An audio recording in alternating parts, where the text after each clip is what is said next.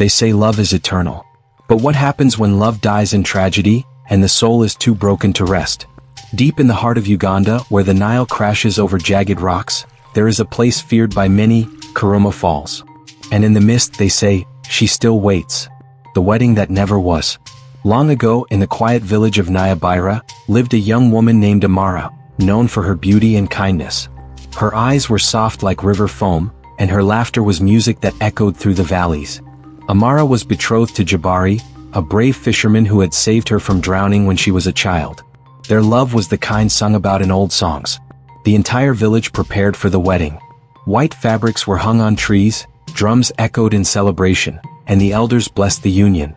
But as the bride's procession made its way toward the sacred tree overlooking Karuma Falls, something terrible happened. A jealous suitor named Mutebai, once rejected by Amara, had been lurking near the path. Blinded by rage and shame, he ambushed the wedding procession. In the chaos, Amara was struck and fell into the roaring falls below. Her body was never found. A week after the tragedy, strange things began to happen. The white fabrics used for the wedding were found soaked and torn near the riverbanks, even though they had been stored away. Villagers reported seeing a woman in a wedding dress standing on the rocks by the falls at dusk, crying. Then came the disappearances. First, a young man named Kato vanished after claiming he heard someone calling his name from the water.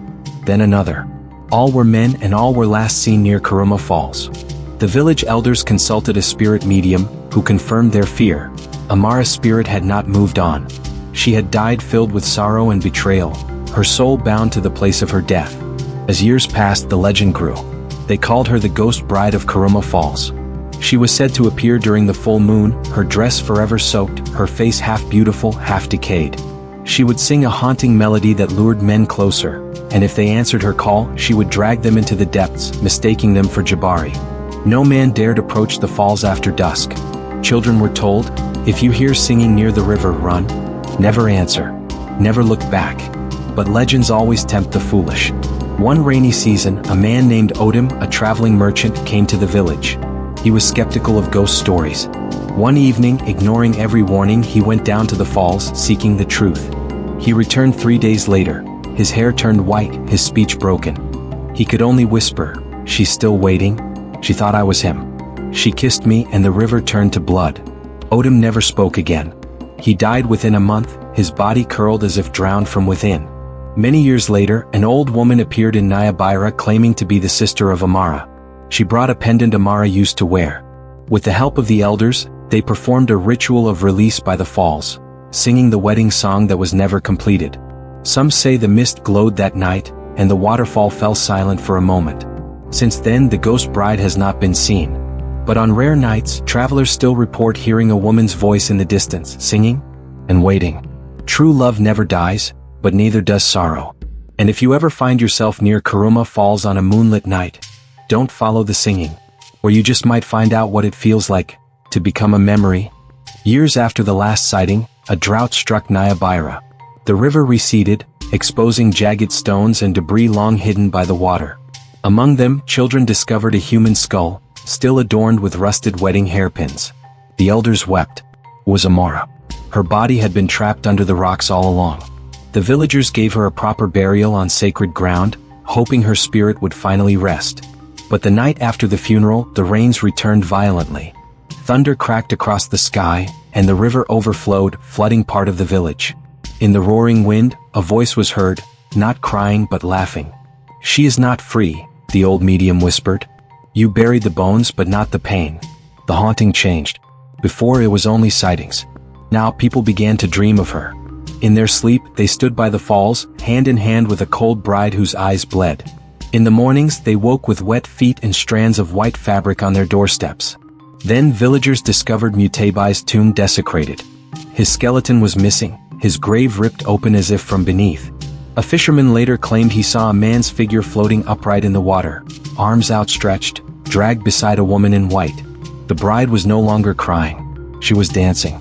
"She's found him," the elders said. But that is only the beginning. Word of the haunted falls spread. Spiritual tourists, ghost hunters, and media crews arrived with cameras and gadgets. One crew camped near the edge of Karuma Falls to film a documentary. Their last footage showed the crew laughing, cooking by the fire. Then, at 2:13 a.m., The audio spiked. A woman's lullaby followed by a scream and then static. The crew was found days later, floating in the calm parts of the river, all of them barefoot, their mouths stuffed with red hibiscus flowers, Amara's favorite. The footage went viral online. The world now knew the legend. But they didn't understand it. To the villagers, it wasn't a ghost story. It was a warning.